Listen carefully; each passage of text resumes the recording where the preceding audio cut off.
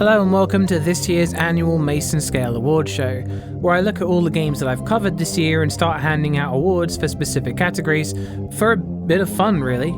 Though be aware this is not only this year's reviews, as the time frame starts as soon as last year's video ended, so we're included late 2023 reviews as well.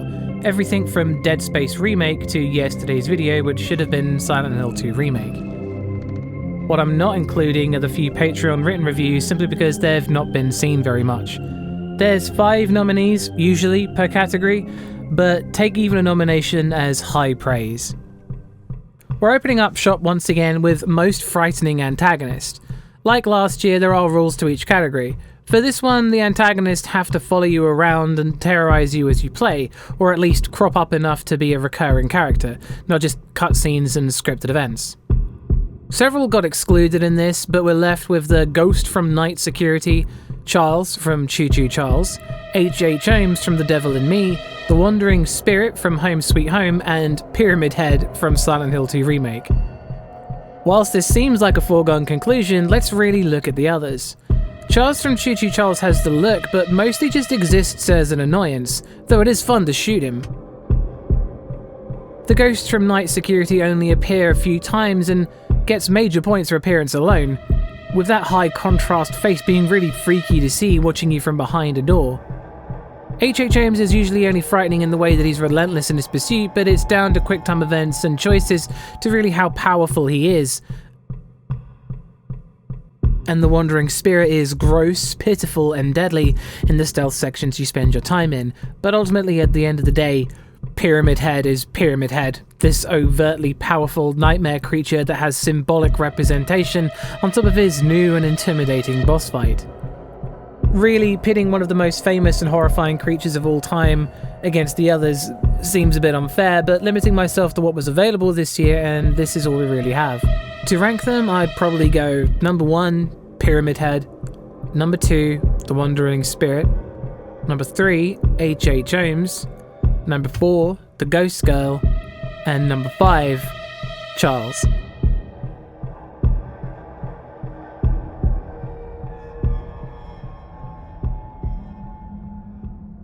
Next up we have Best Designed Enemies, and this is just regular enemies that you deal with throughout the game. These really need to be frightening or unique enough to be remarkable.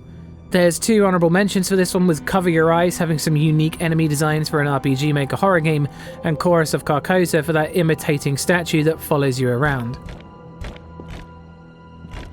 Nightmare Creature's various monsters ranged from rather generic, with zombies and ogre-like beings, to the more unreal, like horrible multi-armed spider people and bloodthirsty werewolves. The enemy attack patterns and AI was quite limited and the damage was all over the place, but some of them were pretty unique.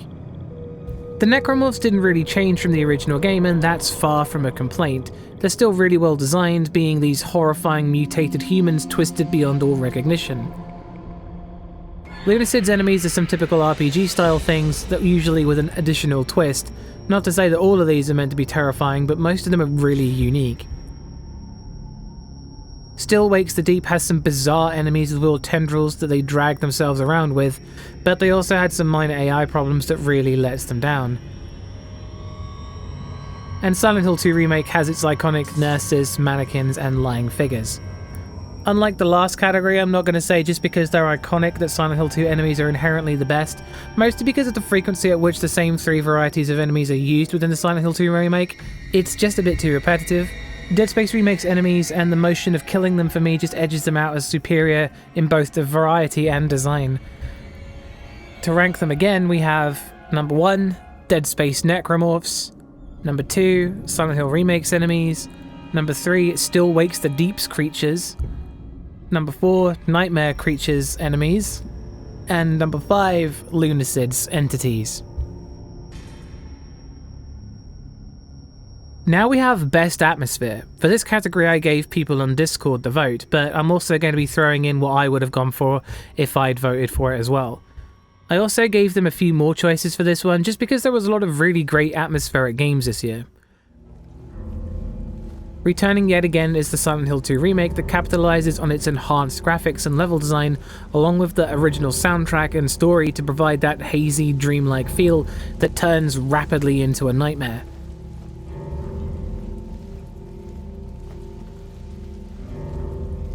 Dead Space is once again back with the cramped, cold interior of the USG Ishimura.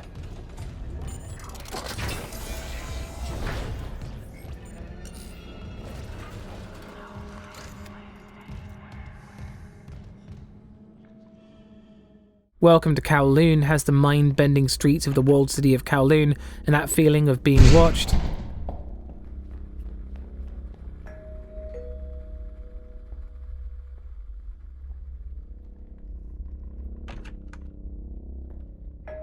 Adam Lost Memories has an unbearably sad and isolated industrial dream world.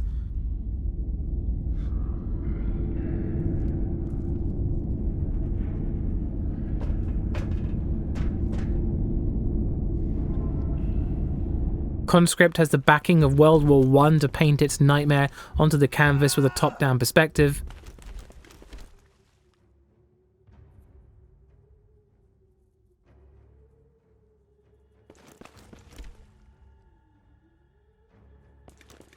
The complex found footage takes you to the back rooms for an unsettling journey through a seemingly empty environment.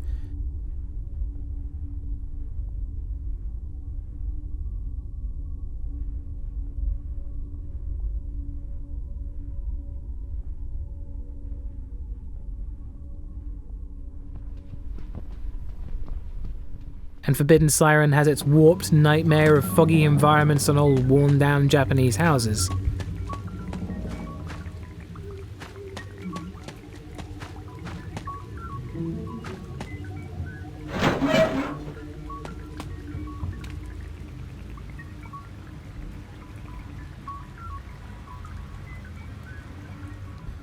I would have gone for Adam Lost Memories in all honesty, with Forbidden Siren in close second, the two that didn't get any votes, but the people of Discord voted accordingly.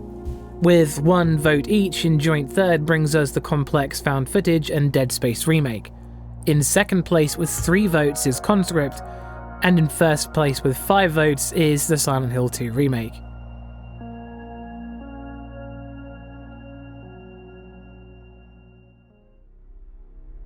Next up is Best Story, and this is going to be incredibly difficult with so many great ones this year. We're going to keep this spoiler free of course, but honourable mentions go to The Cat Lady and In Sound Mind.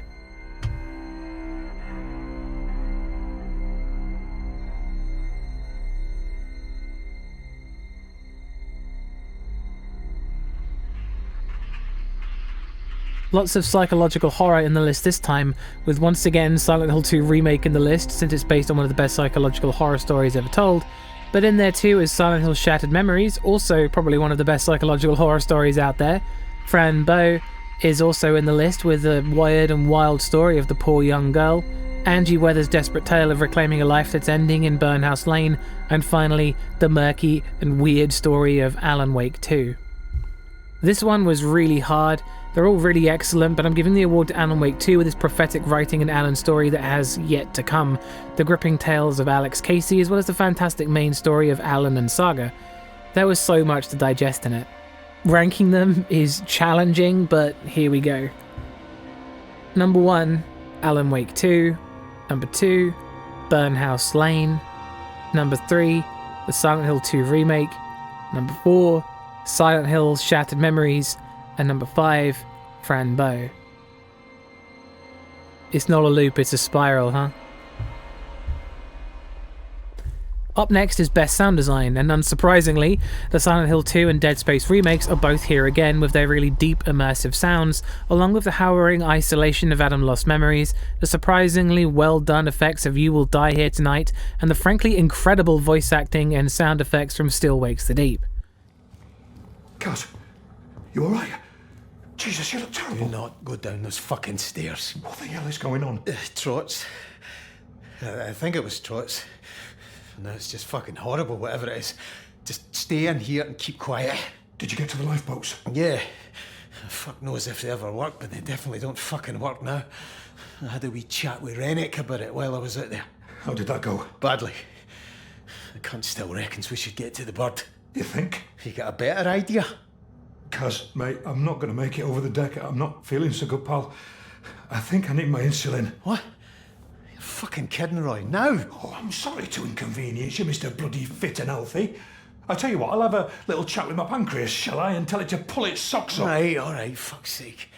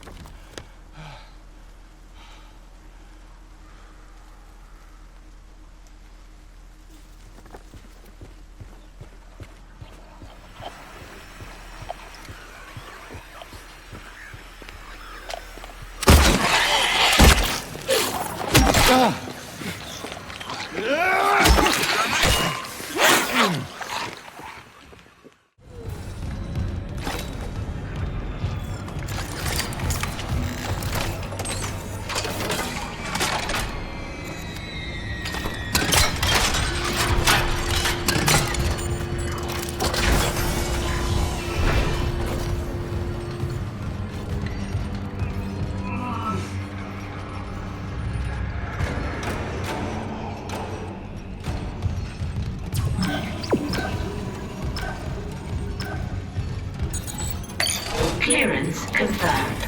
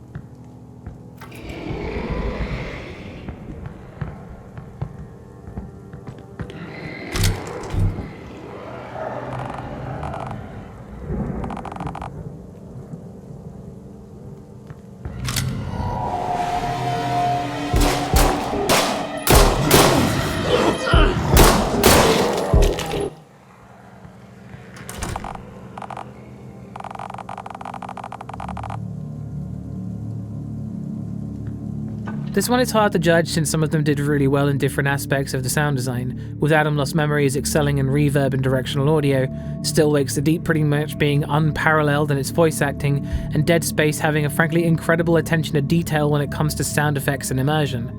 While Silent Hill 2 Remake and You Will Die Here Tonight both did well in each part of their sound design and were both surprisingly good, I'd have to give the crown to Dead Space Remake, which whilst it doesn't quite reach the heights of very specific parts of the sound design that Adam Lost Memories or Still Wake the Deep achieves, it's the most apparently impressive. To rank them, again, is hard, but I'd do it accordingly. Number 1, Dead Space Remake. Number 2, Still Wakes the Deep. Number 3, Adam Lost Memories.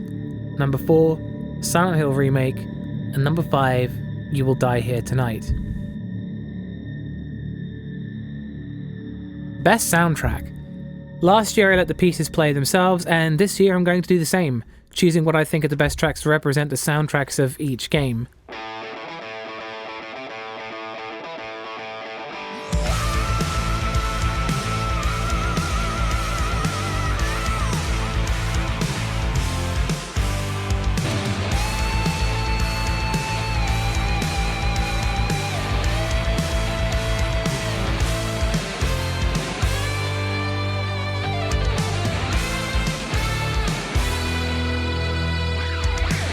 I name the stars over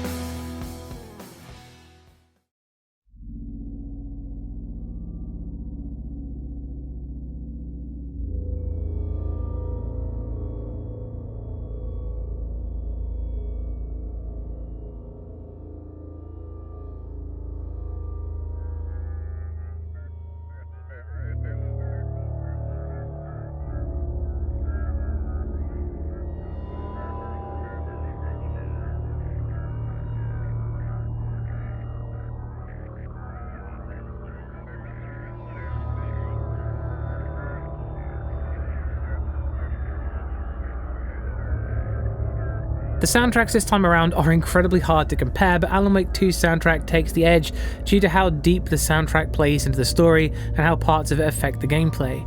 There aren't too many horror games with rock concerts on the beaches, and that's something that I'll struggle to forget when I think of that game.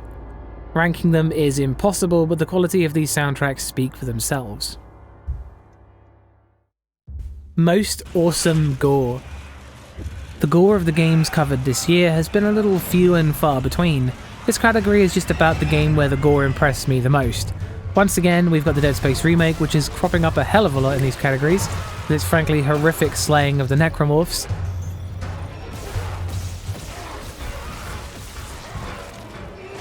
Still Wakes the Deep with its absolutely sickening corpses.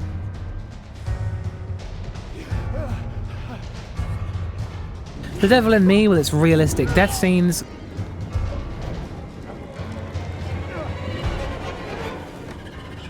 Carcass for its disgusting body horror sequences.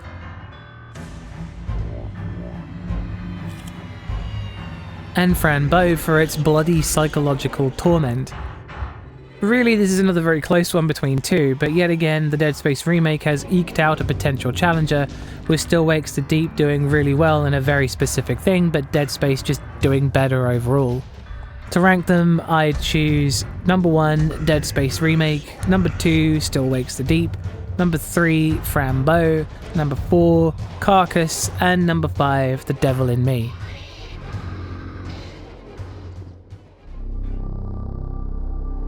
Next up we have a new category, Most Frightening Concept. Basically the idea of the game and how frightening that is on its own. Fears to Fathom Nor Would Hitchhike presents the down-to-earth, realistic concept of being alone and vulnerable in a motel where people are watching you and trying to do you harm, but nobody believes you.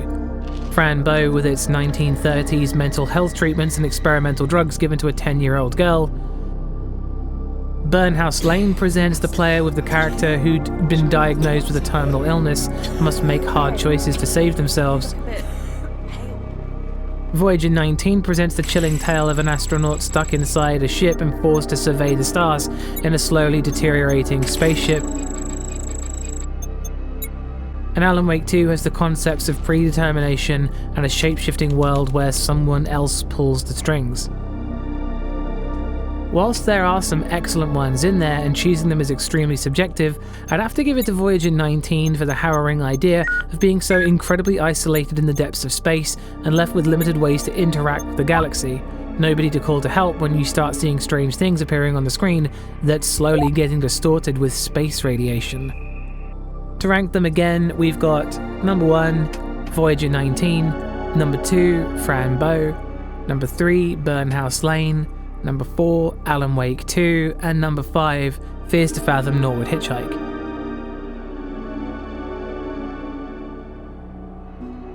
Up next is another new category, Most Hidden Gem. Basically the games I've seen mentioned the least but turned out to be the best. This is very much subjective again because of everyone's different exposure to horror media and how much ends up in their feeds and through word of mouth and so forth. We've got Carcass, Burnhouse Lane, Welcome to Kowloon, Adam Lost Memories, and That Which Gave Chase.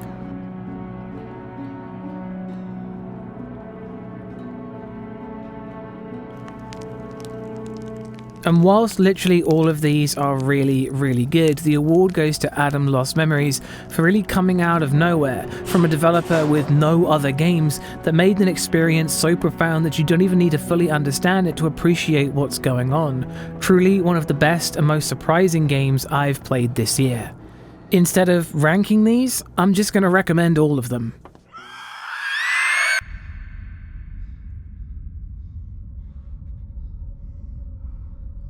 Now we have our second Discord vote, and it's for most fun gameplay.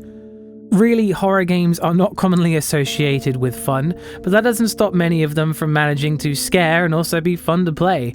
For clarification, Silent Hill 2 Remake was added into this one, and all the others it appears in just after release, so that it could stand a chance. It definitely didn't get voted for in this one, and it's probably not what people think of when they think of fun gameplay, but it's been added in here anyway.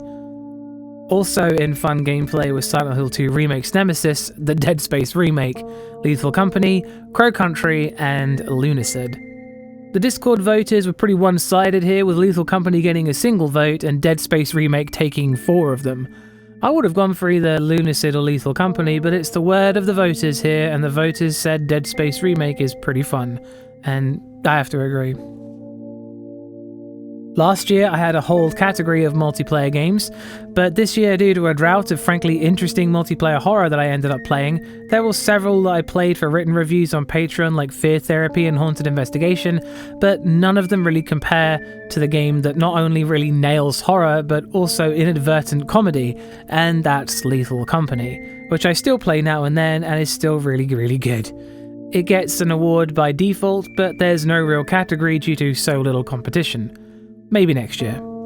The same goes for Best Mod/DLC, with only Doom 3 Resurrection of Evil to represent DLCs, and Amnesia the Great Work to represent mods. And out of the two, Amnesia the Great Work wins that category, even though it's mostly working on what Amnesia the Dark Descent made so good. Moving on to the best of the best, we've got the best survival horror game. What defines the best survival horror is really the game that puts the mechanics to best use: resource management, vulnerability, and endurance. Co-Country takes you back to the early 90s and throws you into an abandoned theme park with crawling creatures lurking around its destitute rides. There's the World War I game Conscript, which throws you into the trenches of Verdun in 1916. Resident Evil Revelations has you trapped on a boat fighting against monsters to escape. You Will Die Here Tonight pits you against a classic mansion full of zombies. And finally, Silent Hill 2 Remake with its reworked combat has you literally fighting off the things that are haunting you. Though the Silent Hill 2 Remake improved on the combat of the original game, it's not particularly deep. And though Crow Country, You Will Die Here Tonight, and Resident Evil Revelations were quite generous with their resource management and used interesting mechanics in their own way, the real winner is the sometimes grueling Conscript with its frankly bleak depiction of World War I. Desperation is the key, and death is waiting. To rank them, we have number 1, Conscript. Number 2, You Will Die Here Tonight. Number 3, Crow Country. Number 4, Resident Evil Revelations. And number 5, Silent Hill 2 Remake.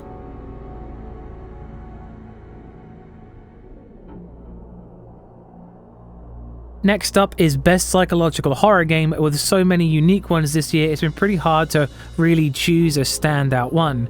Honorable mentions go to Alan Wake and Alan Wake 2. Milk Outside a Bag of Milk presented a confounding story of a girl whose mental illness presented a world that was hard for the player to comprehend. Adam Lost Memories used its environments and symbolism to explain how everything felt, rarely ever telling you anything.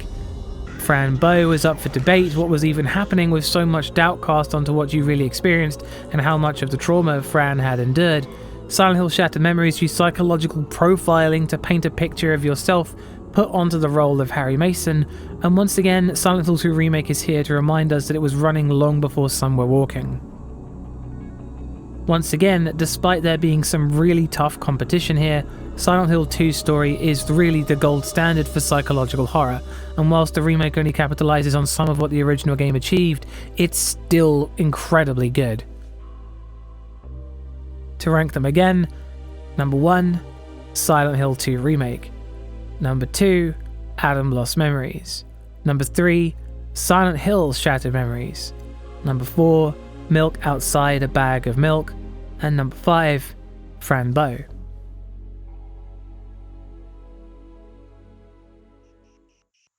Of the best 3, we now have the last. Sadly excluded from last year's list, it's Best Cosmic Horror, with Alone in the Dark 2024 presenting a really fascinating tale of cosmic horror through its characters. Secondhand is always the best way to experience cosmic horror, in my opinion. Voyager 19 is back again with its bewildering tale of being lost in space with some unknown force you encounter. The excavation of Hobbs Barrow starts off as a folk horror story, but the town folks are up to something bigger. Still Wakes the Deep is back with its bizarre event that triggers the trouble on the oil rig that's never explained, and the complex found footage is back to represent the backrooms and its infinite spanning hallways. Whilst the level of cosmic horror here is very hard to not only compare, with some being more bizarre and weird than others, being more traditional style cosmic horror as well, one of the strangest and most bewildering is the complex found footage. which in a sea of backrooms games manages to bring it back to the bizarre nature of its origins, an impossible place to exist and be trapped inside. Ranking them, again, I'd put number 1, The Complex, number 2, Voyager 19, number 3, Still Wakes the Deep, number 4, Carcass, and number 5, The Excavation of Hobbs Barrow.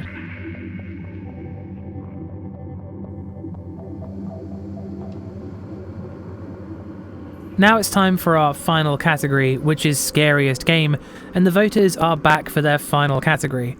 Our competitors are Amnesia: The Great Work, the Silent Hill 2 Remake, Home Sweet Home, Night Security, Forbidden Siren, and Dreadout. This year has presented a lot of different types of games as well as a lot of different concepts and ideas within the horror spectrum, and comparing them was pretty challenging, I'm sure, but the voters who voted gave a single vote to Amnesia: The Great Work and another single vote for Forbidden Siren, followed by 2 votes for Home Sweet Home. This is the definition of people being afraid of different things. I would have gone for Night Security and was quite surprised nobody went for the Silent Hill 2 Remake. This brings us to the end of the award part of the video though. Walking away with 1 award each are Voyager 19, Adam Lost Memories, Lethal Company, Amnesia: The Great Work, Conscript, and Home Sweet Home. In 3rd place is Alan Wake 2 with Best Soundtrack and Best Story. In 2nd place is the Silent Hill 2 Remake with the Most Frightening Antagonist, Best Atmosphere, and Best Psychological Horror. And in 1st place is the Dead Space Remake with Best Design Enemies, Best Sound Design, Most Awesome Gore, and Most Fun Gameplay. Now, this was just a bit of fun, and it really just looks back on the year, and this year has been especially good, and easily one of the best years I've had on YouTube in quite a while. But we're not done yet. Last year I ranked the games on what I thought were the best, and there's been a lot of 5 out of 5 games and some incredible games with less than that too. So once again, here's a shorter list of my top 5 games of the year, followed by my personal top 5, because ranking things is unnecessary but also fun. Number 5. Conscript. Conscript really managed to do an incredible job painting its frankly grim and harrowing scenery as what it was, a morbid game version of the story of World War I. The desperation, the sadness and the death it did without overselling it or adding in anything that could take away from the brutality of the event itself. Truly an incredible game. Number 4, Still Wakes the Deep. Still Wakes the Deep carries you from what starts off as a bad day at work, to an accident nobody saw coming, to what is truly a nightmare, full of relatable characters doing everything they can to stop it from getting worse, and pushing you through some horrifying things in the process. Number 3. Dead Space Remake. Whilst very similar to the original game, the only problems the remake has are from the original game as well, but that doesn't stop it from being a really fun, atmospheric ride through the dark, blood-stained corridors of the USG Ishimura and its nightmare that haunts its protagonist. Number 2. Silent Hill 2 Remake. Whilst based on one of the best horror games of all time, the remake doesn't quite hit the same marks as the original, but it's still really, really good, keeping intact quite a lot of the game that inspired it. And number 1 is Alan Wake 2. Alan Wake 2 is really one of those games that comes around every now and then, that blows away all expectations and makes something so stunningly unique and inventive that it's hard to compare it to other things. Alan Wake 2 may not be the scariest game, but it is certainly the best game, the one that achieved the most. If there is ever an Alan Wake 3, I look forward to it.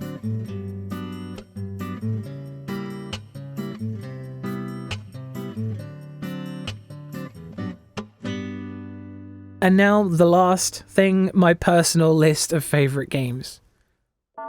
Number 5, Lethal Company. Lethal Company is one of the few games that still managed to make me laugh as much as it made me nervous or tense. It's silly and probably the best at creating unscripted fear and laughter at the same time, and it's one that I'll probably be playing long into the future. Number 4, Graveyard Shift. I went into the game expecting mediocrity, but bumped into what was inadvertently the funniest game of the year for me. That, like Lethal Company, no matter how many times it dragged me out of its horror atmosphere, it managed to pull me back in again.